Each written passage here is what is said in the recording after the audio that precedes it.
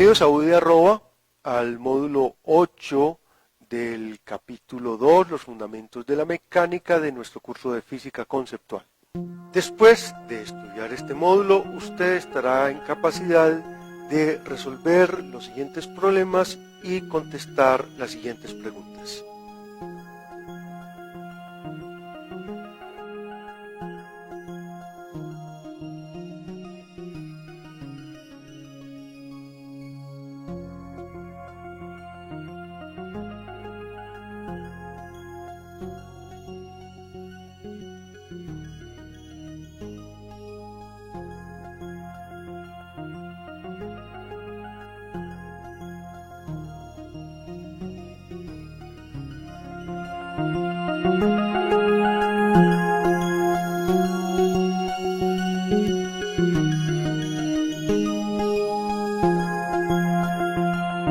Después de que Galileo estableció el principio de movimiento inercial como el principio fundamental del movimiento de los cuerpos, gracias al cual es posible decir que la Tierra puede estar en un movimiento inercial y que ese movimiento no se detecta porque el movimiento inercial es libre de fuerzas, lo cual explicaba por qué no se manifestaban las fuerzas que reclamaban los antagonistas del sistema copernicano.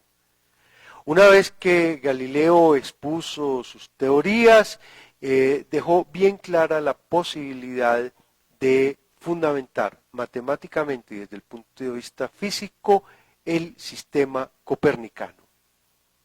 Después de que Galileo hizo sus grandes contribuciones, tanto en su obra de los dos sistemas del mundo, como en sus discursos y demostraciones matemáticas, a la comunidad científica de astrónomos y de matemáticos ya no les quedó ninguna duda de la validez del sistema copernicano. Es entonces cuando aparece Isaac Newton. A diferencia de Galileo, Newton no tuvo que arriesgar su vida por defender el sistema copernicano, que ya era, por decirlo así, una idea perfectamente aceptada por la comunidad científica, por lo menos fuera del área de influencia de la iglesia que había condenado a Galileo. En estos términos, el problema que se plantea Newton es básicamente un problema de física matemática. ¿Cuál es la fuerza? ¿Cómo se representa matemáticamente la fuerza que es responsable del movimiento planetario? Entonces, se nos narra una anécdota que posiblemente tenga algo de veracidad, puesto que habría sido propalada por la sobrina de Newton, de que en el año de 1666, siendo Newton estudiante de la Universidad de Cambridge, por el hecho de que se había desatado una terrible peste en la ciudad de Londres, Newton se refugió en la granja paterna y se dedicó al estudio del problema del movimiento astronómico y que llegó a una gran intuición al asociar dos hechos que aparentemente no tendrían ninguna relación: la caída de la famosa manzana con el movimiento de la luna. Entonces Newton pensó que existía una relación entre las dos, calculó el tipo de fuerza que debía afectar tanto a la manzana como a la luna, estableció su relación, realizó algunos cálculos que no lo condujeron a una respuesta válida y los desechó. Sin embargo, muchos años más adelante, hacia el año de 1687, siendo ya Newton un personaje de valor indiscutido y completamente reconocido en el ámbito académico inglés, recibió la solicitud de parte de dos astrónomos, Edmund Halley y Christopher Wren, de que los ayudara a resolver el problema de cuál era la ley de fuerza que obedecía un cuerpo que se movía bajo una fuerza central. Halley había tenido la intuición de que diversos cometas que habían visitado la Tierra en diferentes épocas en realidad eran el mismo cometa que describía una órbita cerrada alrededor del Sol y pretendía determinar el tipo de la órbita conociendo la ley de fuerza. Newton replanteó el problema del movimiento bajo la fuerza central que alguna vez había estado estudiando, y ahora utilizó unos nuevos datos sobre la distancia de la Tierra a la Luna. Los datos que Newton había utilizado en el año de 1666, tomados de los libros de Galileo, correspondían a un valor inferior en la circunferencia terrestre, de tal modo que medida la distancia de la Tierra a la Luna en circunferencias terrestres era algo menor. Con un dato mejorado, repite los cálculos y llega a la conclusión de que desde el principio estaba en la línea correcta. Entonces trabaja intensamente, resuelve el problema y decide publicar la solución del problema en lo que será el primer y más importante libro de la ciencia actual, Los Principios Matemáticos de la Filosofía Natural. En él, Newton encuentra la solución matemática del problema del movimiento gravitacional, establece la gravitación como la ley universal de interacción de los cuerpos y resuelve el problema a partir de la construcción, de la elaboración del cálculo infinitesimal, que como en su momento solo era conocido por él mismo, se lo reserva como un conocimiento particular y expresa sus descubrimientos en un lenguaje geométrico. Pero antes de entrar a describir la solución que Newton da del problema de la interacción gravitacional y del movimiento planetario, vamos a ver los fundamentos de su mecánica, los planteamientos fundamentales que él hace para poder establecer una ecuación de movimiento cuya solución discutiremos más adelante. Newton nos dice que va a clarificar, va a establecer unos principios del movimiento y unos principios geométricos para que todos podamos estar de acuerdo respecto a qué se está hablando. De alguna manera, la necesidad de claridad y de precisión, que es lo que hace posible la aplicación de un modelo matemático y de un procedimiento matemático a la solución de un problema como el problema del movimiento, es lo que caracteriza la obra de Newton, por lo que se establece como el parámetro, la guía, o si ustedes quieren, el paradigma del razonamiento científico. Entonces Newton establece lo que él llama sus reglas del razonamiento científico, de las cuales hay dos muy importantes. Primero, tratar de explicar la mayor cantidad de fenómenos con el mínimo número de causas. Segundo, no hacer hipótesis que no puedan ser demostradas. Su famosa frase, hipótesis non fingo, nos quiere decir, de aquello que no se puede hablar con toda precisión, pues no se puede decir nada, y esto va a tener algunas consecuencias importantes respecto al planteamiento de la ley de gravitación universal. En primer lugar, Newton establece el escenario. El escenario en el que suceden los fenómenos es el espacio y el tiempo. Nos dice Newton que el espacio y el tiempo tienen unas características muy particulares. Uno y otro son absolutos. Quiere decir, el espacio y el tiempo son infinitos, son indeterminados, no dependen ni del contenido material ni de la sucesión de los eventos. El espacio existe por sí mismo, es infinito, no tiene límites, es homogéneo, entonces es el mismo en todos los lugares. Es isotrópico, quiere decir que no tiene direcciones preferidas. El espacio de Newton, en último término, es un espacio que corresponde a la geometría euclidiana. Las propiedades geométricas del espacio de Newton están exhaustivamente expuestas cuando se define la geometría euclidiana como aquella que nos puede determinar la distancia entre dos puntos. Por su carácter absoluto e inamovible, el espacio siempre es el mismo y las características de relatividad o de espacio relativo quedan asignadas a las mediciones de las dimensiones de los cuerpos que se pueden hacer entre los diferentes puntos para establecer características tales como distancias y otros parámetros, digamos, sensibles en la determinación de un fenómeno.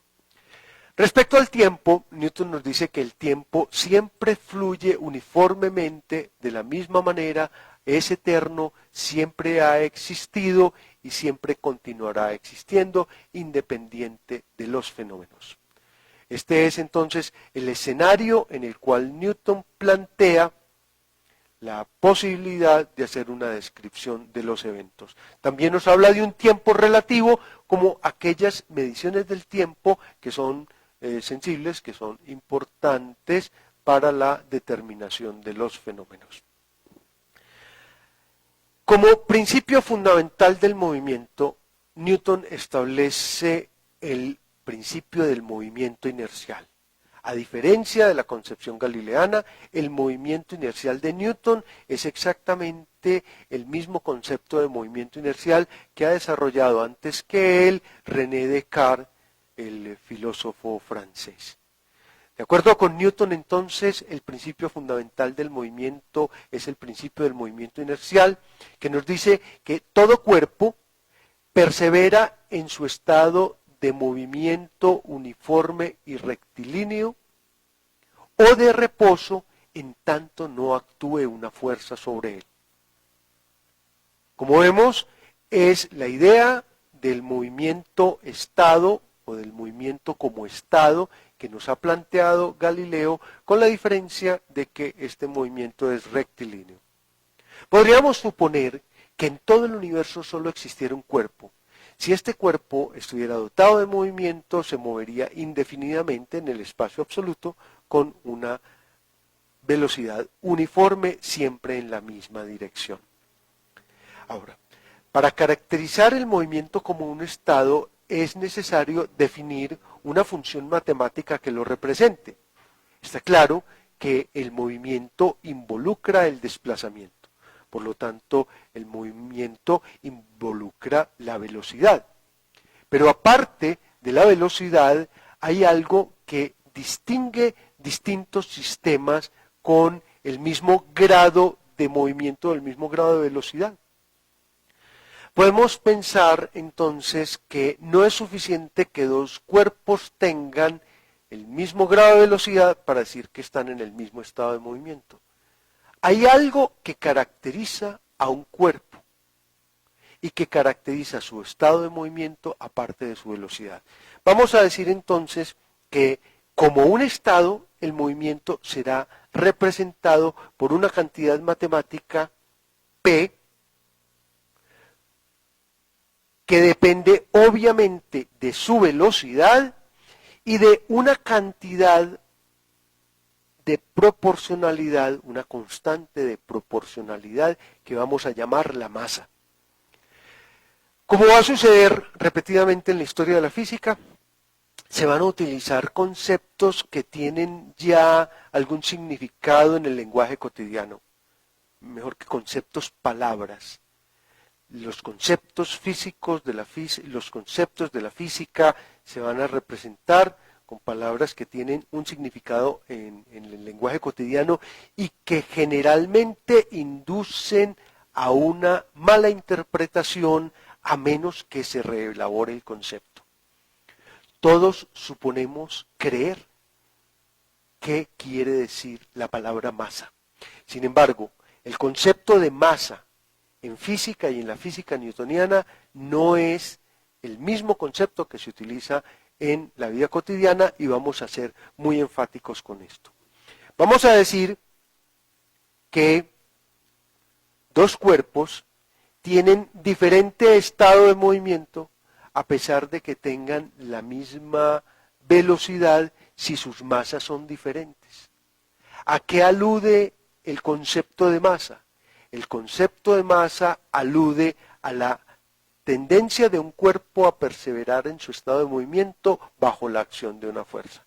Veremos cómo esta propia definición de momentum involucra directamente el concepto de fuerza.